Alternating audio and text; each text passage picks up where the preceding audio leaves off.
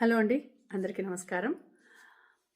ఈరోజు రీడింగ్ మీ మనసులో ఉండే కోరికలు లేకపోతే మీ సమస్యలు తీరిపోతాయా లేదా అనేది చూద్దాము. ఈరోజు నేను 3 కార్డ్స్ తీస్తానండి. నెంబర్ 1, నెంబర్ 2, నెంబర్ 3 అని తీస్తాను. అవి నెరవేరుతాయా లేదా అనేది మనం ఇప్పుడు చూద్దాము. Yes or no.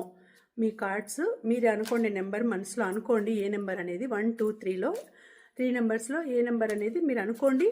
అలాగే నెరవేరుతుందా లేదా అనేది చూద్దాము. మీ మనసులో మీ నేము, డేట్ ఆఫ్ బర్త్ కూడా అనుకోండి. మీ ఇష్టదైవాన్ని మనసులో ధ్యానించండి. ఓకే, నెంబర్ 1, నెంబర్ 2, నెంబర్ 3 చూద్దాం. నెంబర్ 1 ఏంటి? జస్టిస్. సో మీరు అనుకోండేది 10 నెంబర్ వచ్చింది, జస్టిస్ అని ఉంది.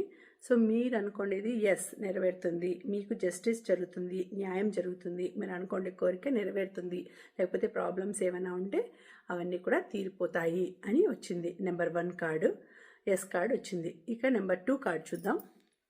Number 2 card, number 2 of cups.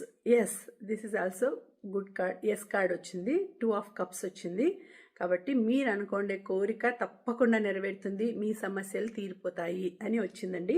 Number 2 card 2 of cups వచ్చింది. So this is also yes card. ఇది కూడా మీ కోరికలు తీరిపోతాయి, మీ సమస్యలు తీరిపోతాయి. చాలా మంచి కార్డు వచ్చింది. ఇంకా నెంబర్ 3 చూద్దాం. నెంబర్ 3. సో ఇదేంటిది? 7 ఆఫ్ వాండ్స్ వచ్చింది. సో ఇది నో కార్డ్ అండి. అంటే ఇప్పట్లో తీరదు మీ కోరిక, కొంచెం కష్టం అండి. 7 ఆఫ్ వాండ్స్ అంటే ఓకే, పర్లేదు, సమస్యలు కొంచెం ఎక్కువ ఉన్నాయి, లేకపోతే కష్టాలు ఎక్కువ ఉన్నాయి, బాధలు ఎక్కువ ఉన్నాయి, అవన్నీ కూడా తీరడానికి ఇంకా టైం పడుతుంది, ఇప్పట్లో తీరదు, నో అని వచ్చిందండి ఈ కార్డు. నెంబర్ 3 సెలెక్ట్ చేసుకునే వాళ్ళకి నో అని వచ్చిందండి. అంటే ఇప్పట్లో కాదు, ఇంకా కొంత సమయం పట్టచ్చు అనేసి వచ్చింది. ఓకేనా? మీరు అనుకోండి, నా నెంబరు మనసులో అనుకోండి నెంబర్ నాకు కమెంట్స్లో తెలియజేయండి. Okay, thank you. మళ్ళీ వచ్చే వీడియోలో కలుసుకుంటాను.